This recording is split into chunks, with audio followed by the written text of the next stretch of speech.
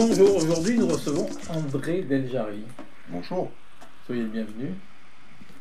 j'espère que je suis le bienvenu. Voilà, vous êtes un homme d'affaires, président de la CCI, Ouais, depuis 40 ans, ouais. Depuis professionnel de la grande distribution, que j'ai laissé il y a maintenant 15 ans, oui. ancien mousquetaire, Ancien mousquetaire pendant 30 ans. donc interview à Fleuret-Moucheté. Interview à Forêt Moucheté, au vu de ce que vous écrivez, il n'y a rien qui me choque, hein, donc de toute manière, j'ai pas de soucis. Vous avez des rectifications à faire? Oui, quand même, parce que sur le principe même, la business school et l'école de commerce ne sont pas des éléments qui m'appartiennent. Ça appartient à la chambre de commerce et la façon dont ça a été tourné au niveau du phrasé pourrait faire croire que ce sont tout ça me rapporte, fait que c'est à moi, etc. Si, Tristan Q, je vous invite à relire ce qui a été écrit et vous verrez la façon dont c'est écrit, ça pourrait faire croire. Donc ceci est pour moi une grosse rectification, parce que je rappelle que l'école, il y avait deux solutions.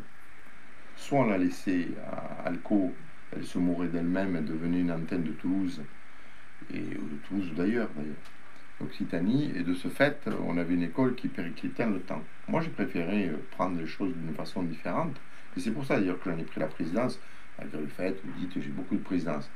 J'aimerais qu'il y ait beaucoup de personnes comme moi qui veulent le développer et qui continuent à faire de l'économie sur Montpellier. Ce serait la bonne chose, ça, qu'il y ait encore plus de personnes qui aient cette envie de développer et de faire beaucoup de choses. Aujourd'hui, l'école de commerce, c'est plus de 300 millions d'euros de retombées économiques.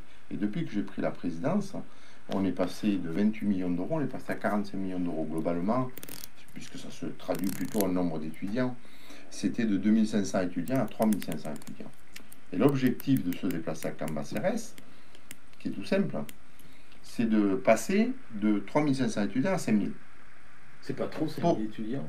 Mais vous, tout est trop, tout est plus, tout est ceci, tout est cela. Moi, j'estime que si jamais on veut avoir une vie de dynamique, qui a envie d'avoir des retombées économiques, et c'est pour ça d'ailleurs qu'on va avec Cambacérès, et je rectifie le fait que je sois de connivence avec Monsieur le maire.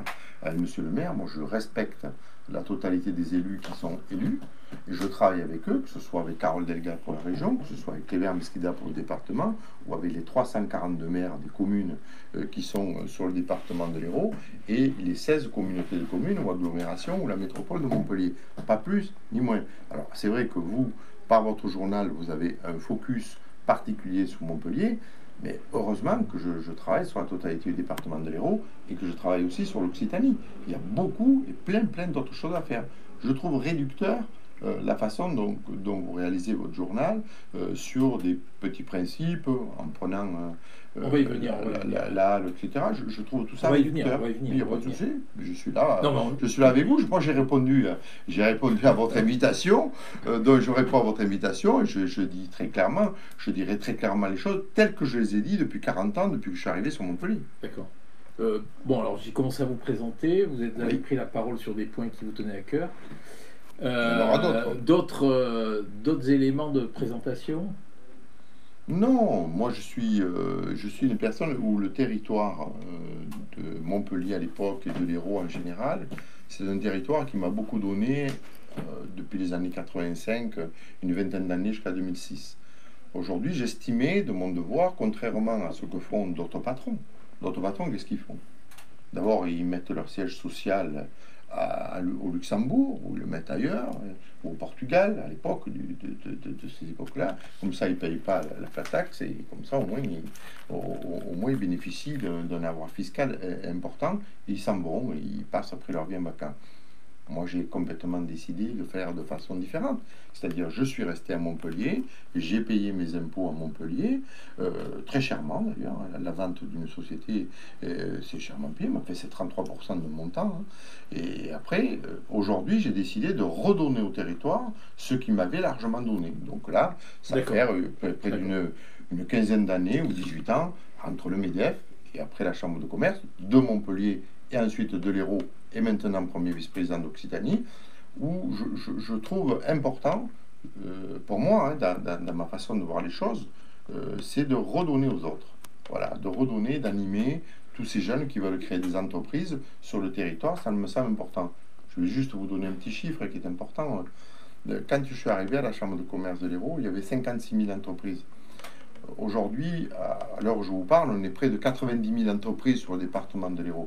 Alors, c'est pas moi qui les ai faites toutes, Tristan Cuche, je vous rassure tout de suite. Mais par contre, on a aidé à cette dynamique économique de l'Hérault. On est sorti sur un journal national, sur le Figaro, comme quoi le département de l'Hérault était le premier département français en termes de création d'entreprises. Franchement, je préférerais qu'il soit écrit en gros placard sur votre journal. Après, vous êtes un journal satirique. Alors bon, il faut faire du satirique. Mais pourquoi faire du satirique de façon permanente? Aller trouver d'autres personnes. Mais je pense que, honnêtement, j'en vaut pas le coup. Sur ce sujet-là. Donc, on va revenir. J'ai des questions là sur tous ces sujets. Mais il n'y a pas de problème. La une du numéro 989 de la Glorieuse. On revient sur le premier tour des législatives qui a donné son lot de surprises. Législative dans l'Hérault, l'AREM déracinée. Voilà, on revient aussi sur les beaux-arts, des halles hors la loi, point d'interrogation. Et ensuite, un nouveau festival de musique électro, Palmarossa, petit festoche entre amis. Et ensuite, un article sur la tour Montcalm, une tour de 48 mètres. C'est bien tout ça. Vous connaissez tout ça un peu? Vous suivez un peu? Je connais 3 des 4 sujets. Bah voilà. C'est pas mal. Voilà. Bon, André Deljari, le premier tour des législatives vous a-t-il surpris? Surpris sur une certaine partie. Après, moi j'ai toujours dit, je travaillerai avec les élus qui sortiront le 19 juin. D'ailleurs, j'ai pas voulu les recevoir, aucun des candidats, parce que d'abord ils étaient bien trop nombreux. Et deuxièmement, moi je travaille avec tous les députés, tous les sénateurs et la totalité des élus qui ont été élus par le suffrage universel. Surpris, oui, sur une certaine partie, ça veut dire que, vous savez, pour moi une élection, c'est quelque chose de très clair. Quand le travail est plus ou moins bien fait, vous prenez une secousse. Ben là, il y a une secousse. Voilà, parce que les choses peut-être ont été mal comprises, ont été mal dites, ont été mal perçues. Si on prend le sujet de la retraite, c'est mal perçu par les concitoyens, c'est mal expliqué, alors que globalement la retraite, aujourd'hui les jeunes, ils sortent de l'école vers 25, 27, 28 ans. Si on rajoute 40, qui est aujourd'hui le minimum légal, ça fait 65, 68, ça y est déjà la retraite à cet âge-là. Donc j'ai du mal à comprendre pourquoi on veut légiférer sur des textes qui sont déjà applicables dans l'État. Puisque les jeunes aujourd'hui ne sortent pas de l'école avant 24 ou 25 ans. Donc je ne comprends pas pourquoi ce thème-là, même si c'est un thème cher au président de la République, qui par principe, la problématique qu'il y a, c'est le fait de réguler les caisses d'une façon ou d'une autre, pour qu'après on puisse payer soit les indemnités de chômage, soit tout ce qui se passe autour de ce qui peut être fait. Donc voilà. Est-ce qu'il fallait le sortir maintenant? Est-ce qu'il fallait le dire maintenant? Est-ce qu'il fallait le formuler de cette façon-là? Je pense pas. Est-ce que c'est la première fois que vous engagiez ouvertement pour un candidat lors d'une élection? Quand vous avez vu que je me suis engagé? Vous étiez au meeting d'Édouard Philippe. Non, j'étais au meeting d'Édouard Philippe. C'est pas un engagement. C'est pas un engagement. Non, c'est un signe d'amitié avec Jean-François, que j'ai eu, le maire de Saint-Georges-d'Orc. J'ai beaucoup d'amitié. Vous savez qu'on a le droit d'avoir des amitiés avec les hommes politiques, quels qu'ils soient, d'ailleurs. Et moi j'ai une amitié, donc quand j'ai une amitié, lui j'étais certain qu'il fallait que je sois à ses côtés, parce que Jean-François Audrin est une personne que j'estime. D'ailleurs il arrive en 3e position, à quelques centaines de voix près, il était au second tour, donc il n'a pas fait un mauvais score, il a existé. Après, tout le monde sait que je suis de droite, donc j'estimais pouvoir et devoir soutenir un ami personnel. C'est un ami personnel. Donc ça n'a rien à voir. Je soutiens un ami personnel. D'accord. Mais je n'étais pas engagé en tant que président de chambre de commerce. Je soutiens un ami personnel qui a voulu avoir une voix. À titre personnel. Non, parce qu'on on aurait pu. Ah bah après les amalgames, c'est vous, On ça. aurait. Oui, non. C'est vous qui les faites. Non, pas Mais là, je d'amalgame. vous laisse faire. Je vous laisse Voilà. faire. C'est vous qui faites tous Parce ces que amalgames. vous Et êtes- vous les faites si bien. vous avez Donc, une proximité c'est pas la avec le peine maire. c'est pas la peine d'aller s'empoisonner la vie à les faire soi-même. Vous avez une proximité avec le maire. Est-ce que vous n'avez pas eu l'impression de le froisser ou de la Le maire de frotter? Montpellier? Oui. Pas du tout. Le maire de Montpellier, moi je vais vous dire une chose, Tristan Cuche, je pense que vous mélangez certaines choses. Le principe même de ma façon de travailler, c'est que c'est pas parce que je travaille très très bien avec les maires que j'ai une proximité proche. Là, je vous ai dit, avec Jean-François Audrin, j'ai une proximité amicale. Pourquoi? Ça fait plus de 20 ans. Je vous rappelle que je suis à Juvignac, où j'ai mon siège social. Il y a Saint-Georges-d'Or qui est à côté, on a un lien amical. C'est vrai. Après, avec le maire de Montpellier, avec la présidente de région, avec le maire à Mesquida, au niveau du département, pour élargir le champ, et avec les 16 communautés de communes, ou avec les 340 maires, j'ai un lien de travail. Alors qui, des fois, peut se transformer, pardon, en un lien plus de proximité, mais il reste toujours à l'endroit où il doit être. Moi, je passe pas les vacances avec ces personnes-là. Je suis pas, voilà, je suis dans un endroit qui est le mien. Est-ce que vous êtes solidaire de la défaite de Jean-François Audrin? Oui, je l'ai appelé ce matin. Je l'ai appelé ce matin et j'ai dit que, je vais vous dire les mots que j'ai donnés, j'ai dit que j'étais plus malheureux que lui.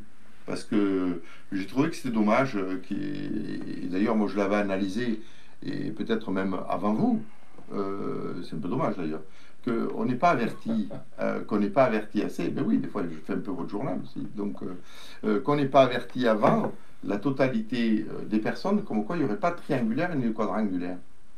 Ça c'était écrit. Non, c'est pas écrit. Si. Pas pour le français. Et c'est là où les journalistes pourraient un petit peu dire certaines choses. Pourquoi c'était pas... Tout le monde savait au niveau de ce qui allait se passer qu'il allait y avoir une abstention massive. Donc il fallait plus avoir 12,5% des inscrits, mais par rapport aux 50% qu'il y avait d'abstention, ça correspond à 25% des inscrits qu'il fallait avoir. On l'a écrit, monsieur Delgia. Ben alors ça a dû être écrit très, très petit, Tristan Cuche, parce que je ne l'ai pas vu. Voilà, mais par contre, moi je crois que... Alors après, quand je parle de la presse, je parle de la presse en général, où ça aurait dû être sûrement plus grand écrit, parce que les personnes ont cru qu'il y aurait peut-être 2, 3, 4 personnes. Vous savez qu'on parlait avant, il y avait beaucoup de quadrangulaires, de triangulaires, etc. Là, c'est un peu dommage. Là, c'était les deux premiers qui arrivaient, point barre. Et quand vous regardez en France, c'est pratiquement le cas du système français. Donc, je crois même pas qu'il y ait une triangulaire ou une quadrangulaire. Une quadrangulaire, je suis sûr qu'il n'y en a pas. Une triangulaire, j'en sais rien. Dans les dernières élections, il y a eu une seule triangulaire. Oui. Mais c'est en 2017. Oui, parce qu'il y avait aussi 47 ou 50% d'abstention, pareil. Mais c'est le vrai problème de la démocratie. Connaître un échec dès son entrée en politique nationale, c'est décourageant ou alors c'est encore plus motivant? Il vous a dit quoi? Ça dépend de l'envie. Moi, j'ai trouvé un homme qui avait gardé toute sa pugnacité, qui a gardé toute sa pugnacité, et qui a envie encore d'en débattre sur certains débats. Mais moi, je trouve que c'est une bonne chose. Bon, vous étiez candidat putatif aux élections municipales de 2020. C'est vous qui l'avez écrit. Est-ce que vous seriez tenté de franchir le Rubicon en 2026? Jamais. Jamais, c'est vous qui écrivez tout ça, c'est vous qui pensez à cela. Moi, je suis inscrit dans l'économique. Je reste en économique. La seule chose que j'ai dit, sur laquelle on pourrait vous dire que vous avez eu peut-être la plume là-dessus, qui peut laisser à certaines interrogations, c'est de pouvoir dire que si jamais il n'y a pas eu de candidat qui faisait l'unanimité au niveau Montpellier, mais là, il y en avait tellement. Je ne suis pas le seul à croire ça. Hein. Il y a beaucoup de gens qui croient ça, Montpellier. Que les gens croient, c'est que quelque part, et là où j'en suis assez fier, ça voudrait dire qu'ils trouvent en ma personne des qualités pour être un jour un recours. Non, moi je ne pense pas être un recours de quoi que ce soit. Moi je vais vous dire, Tristan Cuche, j'ai 66 ans. Vous voyez, mon mandat se termine, j'en aurai 70. J'aurais donné au territoire beaucoup. J'ai la volonté de créer cette école de commerce qui deviendra une école référence, qui va faire des retombées économiques très importantes. Moi, je travaille pour le territoire. Je travaille pour les entreprises. Je travaille pour le développement des entreprises. Je travaille pour les jeunes. Parce que une des choses qui vous a pas échappé, c'est que quand vous allez former 3000, 3500 jeunes dans une école, ce sont de futurs dirigeants d'entreprise. Et pourquoi ne resterait-il pas dans l'Hérault ou tout au moins dans l'Occitanie? C'est ça qui m'intéresse, c'est ça qui me passionne. Tous ces jeunes qui ont la volonté de créer et d'apporter de l'économie à un territoire. Les petites histoires mercantiles ne m'intéressent pas du tout. Ce que vous écrivez ne m'intéresse pas du tout. Dans le principe, la façon dont c'est écrit.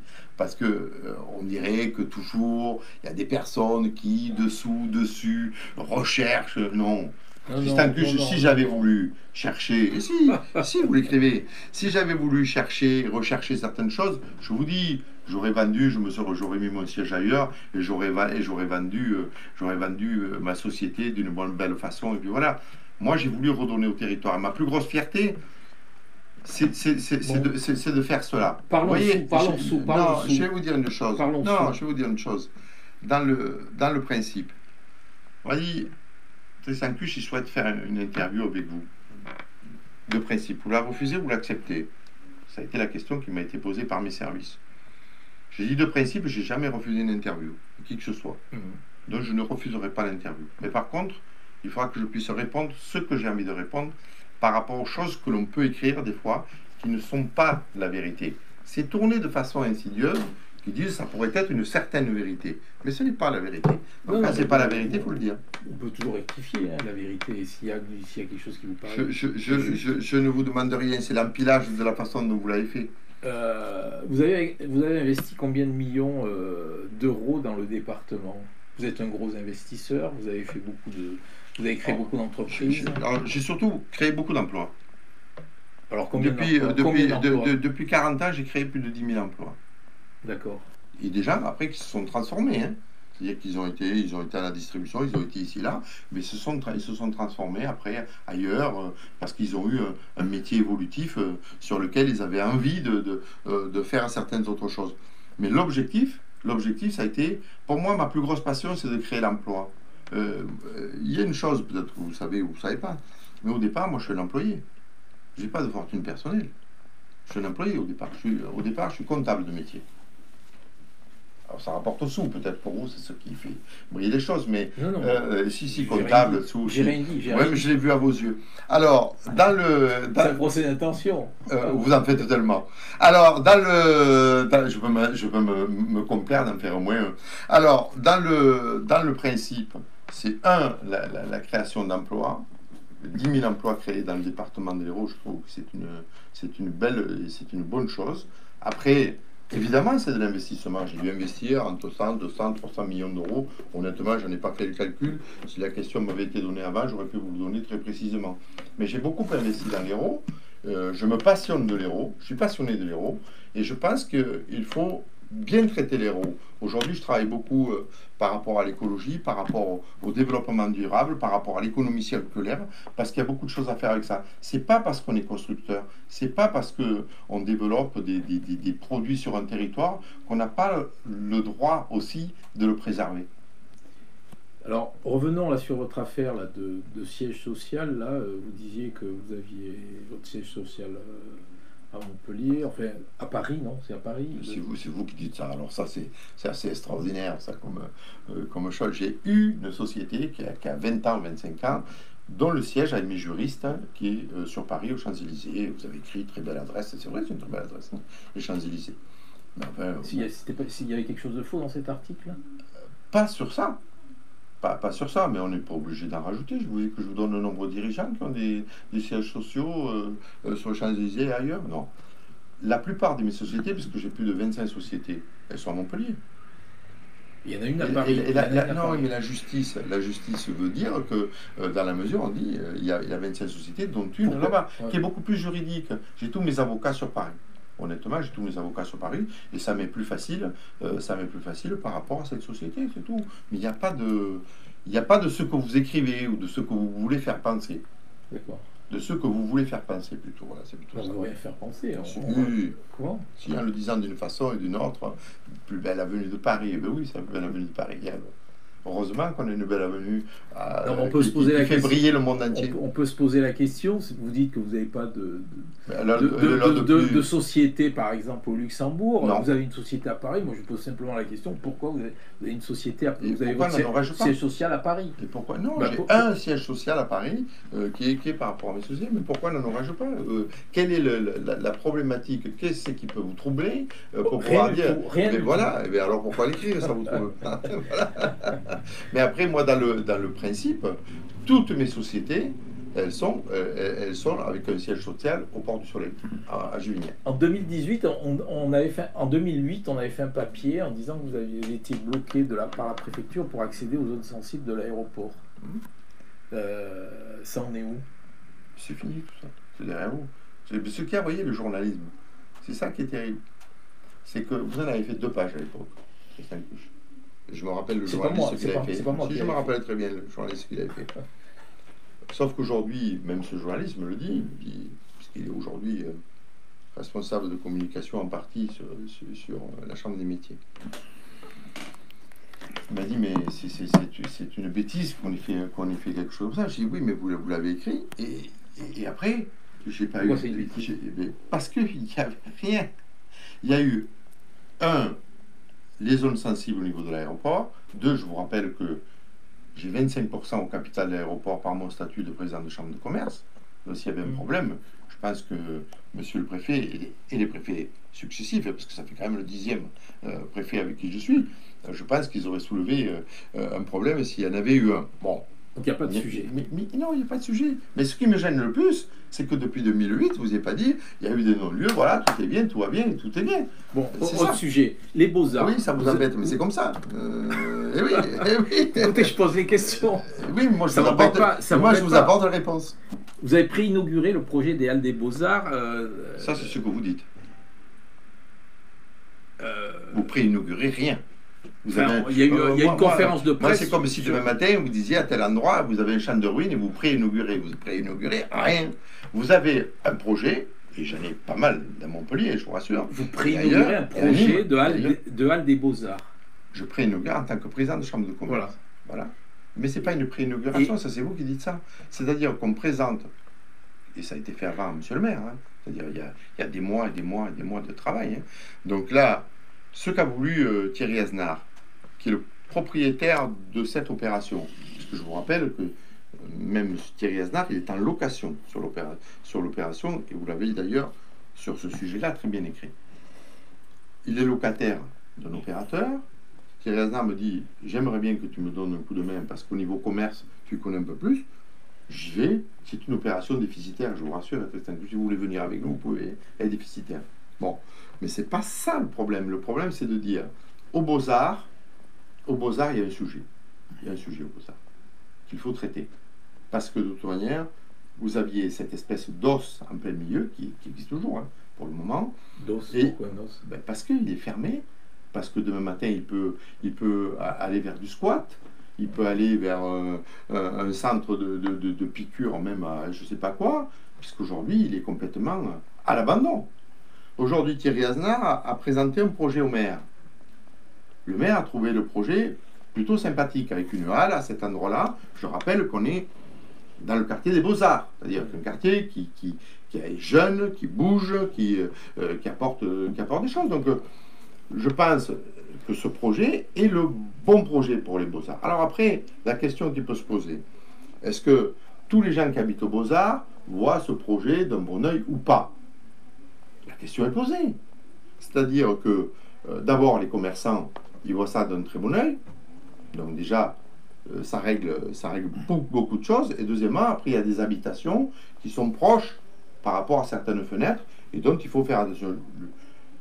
Thierry Aznar, qui mène l'opération, a plusieurs réunions avec la totalité des habitants. Ça se passe très bien. Et il y aura... C'est une affaire qui roule. Non, il y aura l'affaire, elle roulera le jour où vous aurez le jour où Thierry Aznar il aura un permis des voitures au cours.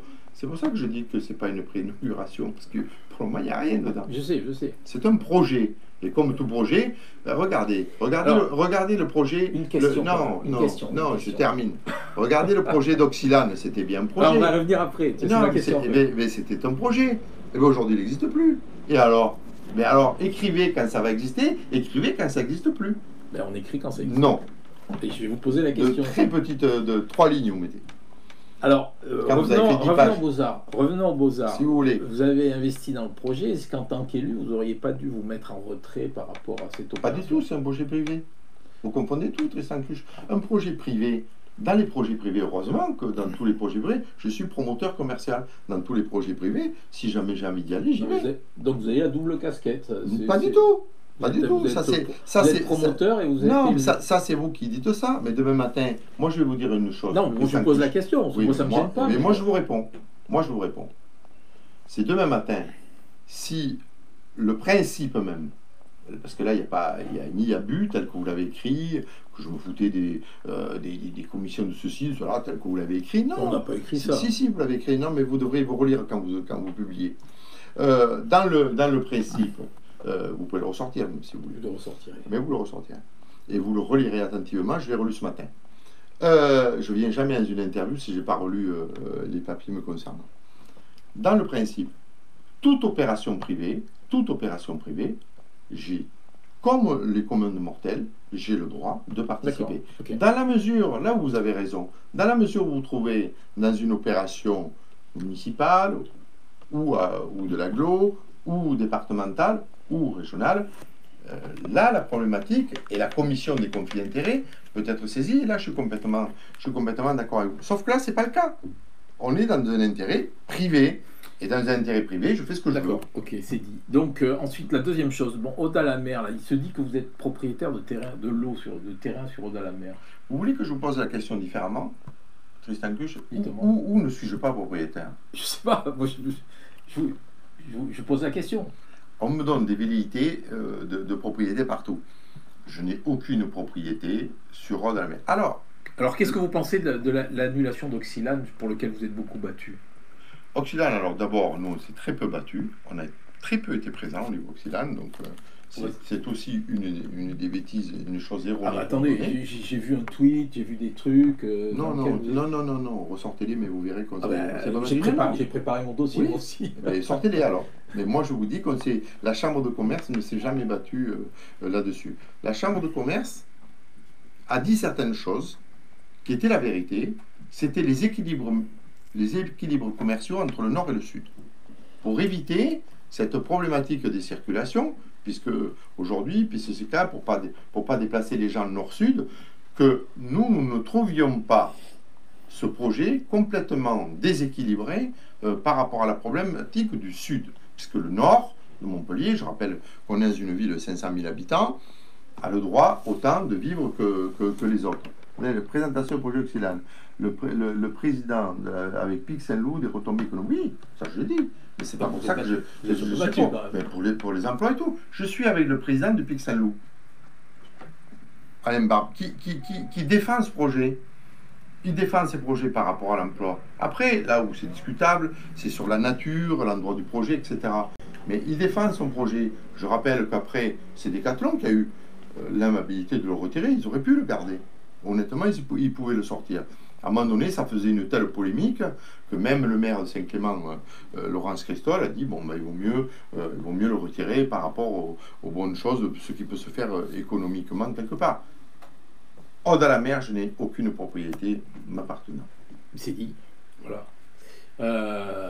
Autre chose, la business school, donc vous l'installez à côté de l'autoroute. Bon, c'est un site assez pollué. Pourquoi ne pas l'avoir mis à Saint-Clément, là où il y avait le projet Oxylane? Alors, d'abord, au vert. D'abord, Tristan Cluche, il faut toujours regarder les modes de déplacement des jeunes. Je rappelle qu'on va arriver après à 3500 jeunes. Donc, il faut un mode autoroutier avec autoroute. Là, il y aura le lien qui sera complètement terminé. Je rappelle que c'est des jeunes. Il sera terminé Oui, il sera terminé à ce moment-là. Oui. Et ensuite, je rappelle, oui, puisqu'à un moment donné, il faudra une circulade autour de Montpellier, donc il la faudra. Voilà. Alors après, il y aura peut-être des modifications de passage, mais de toute manière, ça c'est entre élus, on les laisse travailler sereinement. Le principe, il y a une gare TGV, il y a un aéroport, il y a la ligne de tram qui va arriver jusqu'après d'ailleurs, jusqu'à la gare TGV. L'objectif, c'est d'avoir ces jeunes qui soit proche du centre-ville, à 10 minutes, qui soit dans un univers un peu dynamique, avec le côté ludique qui se passe et Odysseum, de pouvoir aller au centre-ville pour la totalité de ces jeunes, c'est cela dont il est question. Vous parlez de pollution quand on voit l'école du numérique qui commence au automne. C'est vous qui parlez de ça aujourd'hui. Il y a eu effectivement des études qui ont donné certaines problématiques qui ont complètement été levées une par la préfecture de l'Hérault. Donc aujourd'hui, on dépose des permis. Dans la mesure où vous avez un permis libre autorocours, et après vous construisez. C'est aussi simple que cela. Entre autoroutes, l'aéroport, quand même, c'est vous qui dites ça. D'abord, c'est vous qui dites ça. De l'autre côté, l'autoroute, on ne la voit pas du tout du dossier où nous sommes. Ouais. Nous, on est complètement de l'autre côté. On est du côté lien. Ça, c'est la première des choses. Et de ce côté-là, on n'a pas de pollution. Mais vous savez, on avait largement parlé avec la gare TGV, avec tout ça. La gare TGV, elle marche. Et heureusement qu'il y aura des TGV là, parce que il y a un moment, à force d'être contre tout, économiquement, ça devient réducteur. On est contre rien. Non. Mais non, on parle des dossiers qui sont pas trop évoqués. D'une certaine façon, oui. Alors, autre sujet là qui touche un peu le centre-ville, voilà, il y a une baisse de la fréquentation des commerces. Bon, il y a la suppression du tunnel, il y a eu la rue Saint-Louis, pétition. Voilà, on a l'impression que la CCI est inaudible là-dessus. C'est vous qui dites ça, hein, encore une fois. Moi, je rappelle que j'ai questionné la totalité des présidents d'associations de commerçants, parce qu'il n'y a pas qu'une association de commerçants à Montpellier, il y en a plus de 15.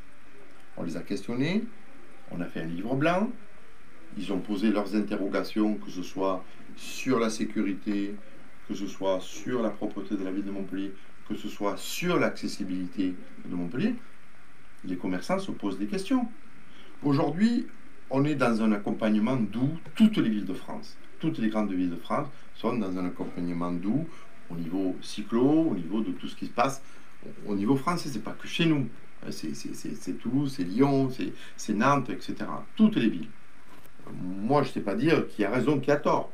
Moi, ce que je regarde, c'est le constat de ce qui va se passer. Aujourd'hui, Montpellier, c'est plus de 600 millions d'euros de chiffre d'affaires. C'est plus de 1000 commerçants à ciel ouvert qui sont là dans le centre-ville. Donc nous y veillons par rapport aux études. Nous avons les chiffres d'affaires de 2019. Ce sont les chiffres d'affaires de référence, hein, puisque après il y a eu les périodes Covid, donc c'est beaucoup plus compliqué pour avoir des chiffres de référence. Et nous regardons, et cette année est une année de référence, 2022, pour regarder l'évolution du commerce pendant toute la période de l'année 2022. S'il y a des points d'alarme, nous tirerons la sonnette d'alarme. Aujourd'hui, il y a un maire, Michael Delafosse, il a été élu sur un programme, il déroule son programme. Qui pourrait le lui reprocher? Absolument personne. Puisqu'il a été élu pour cela. Les habitants les ont élus pour cela.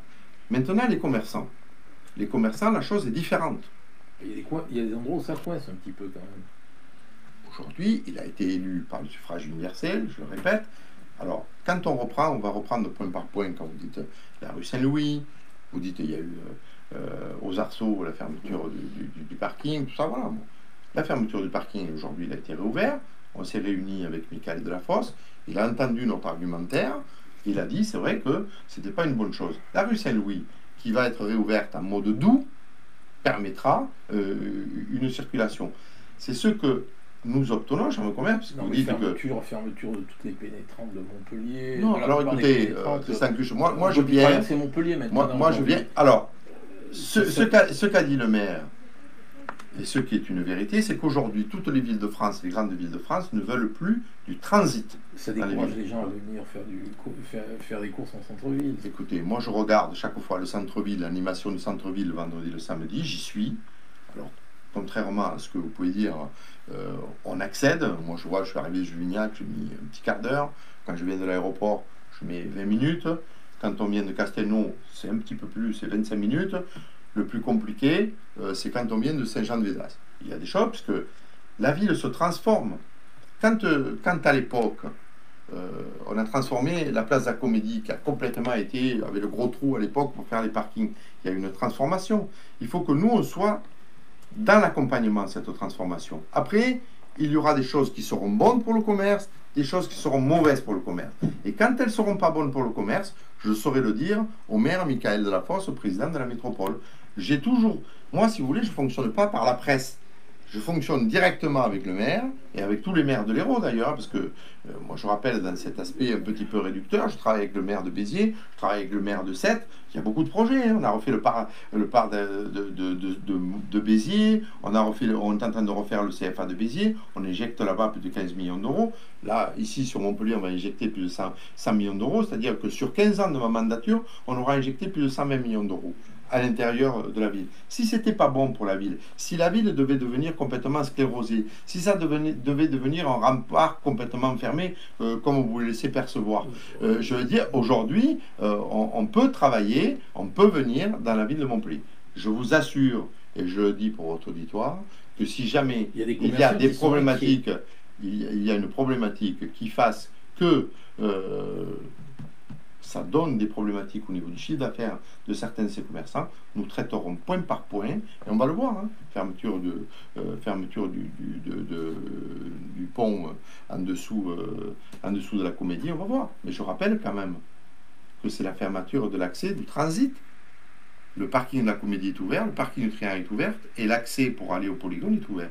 Donc voilà, c'est pas l'objectif du maire, c'est de limiter le transit à l'intérieur de Montpellier. Et en fait, que les vraies personnes qui viennent au parking de la Comédie, les personnes qui viennent au parking du Triangle ou qui viennent au parking du Polygone, ce soient des acheteurs, des gens qui viennent consommer Montpellier. C'est ça qui nous intéresse. Et c'est ce qui m'intéresse au plus haut chef. S'il y a des problématiques, comme tout travaux, ça engendre tout changement, engendre des modifications. Ben nous saurons le dire à monsieur le maire et nous saurons apporter des correctifs s'il y en a besoin. Un autre exemple, vous défendez pas trop les épiceries de nuit, c'est des commerçants pourtant. Je les ai reçus. Après, je les ai reçus, j'ai écrit, j'ai fait beaucoup de choses, j'ai écrit à monsieur le maire. Et après, vous savez, nous, on peut défendre certaines choses. Moi, je suis président de la chambre de commerce, mais c'est pas moi qui ai les moyens, au final. Les moyens, c'est le maire. Le maire, avec le préfet, décide de certaines choses. Et nous, on ne peut que s'exécuter par rapport à ça, et ça me paraît logique. Mais c'est pas pour ça que je n'ai pas alerté les pouvoirs publics. J'ai fait les courriers, j'ai reçu la totalité des patrons des épiceries de nuit. Après, mon pouvoir, il s'arrête à un certain point. Donc là, après, je ne peux pas faire autre chose. Voilà, donc pour terminer, là, tout le monde se réclame de la liberté de parole. Est-ce que vous croyez que la liberté de pensée est supérieure à la liberté de parole ? S'il fallait qu'on donne toute notre liberté de penser, peut-être qu'on dirait de belles choses, surtout aujourd'hui en étant ici à la Glorieuse. Bon, la liberté d'écrire, vous l'avez, nous on l'a aussi, hein, on écrit un petit peu les choses telles que nous voyons, que ce soit au niveau du commerce, au niveau de l'industrie, par rapport à ce qui se passe. Je ne sais pas si un dépasse l'autre. Je dis qu'il vaudrait mieux qu'il y en ait un qui ne dise pas l'autre. C'est-à-dire que laissons la pensée à la pensée et l'écriture à l'écriture. Mais je ne pense pas que certaines choses... C'est une réponse de roman, ça. J'ai peut-être été... Ah ben, merci, c'est un compliment. Après, je ne sais pas si je suis normand dans l'écriture, mes parents étaient plutôt du côté de la Dordogne, mais dans le principe, je ne pense pas que j'ai la langue de bois, jamais. D'abord, je ne viendrai pas vous rencontrer ce soir, je n'ai pas de langue de bois. Je suis une personne qui accompagne le territoire. Je vous l'ai dit, pour les entreprises, on était encore avec tous les présidents d'associations de commerçants depuis ce matin, et je suis là ce soir, parce que c'est mon job. Moi, mon job, je n'essaierai pas d'en enlever ou de l'écorner, ne serait-ce que d'un millimètre. L'objectif, c'est que on arrive à contenter le plus grand nombre. C'est jamais possible. Mais on essaie de le faire au mieux. Très bien, mais sur ces bons mots, je vous remercie. Mais avec beaucoup de plaisir. C'est précis.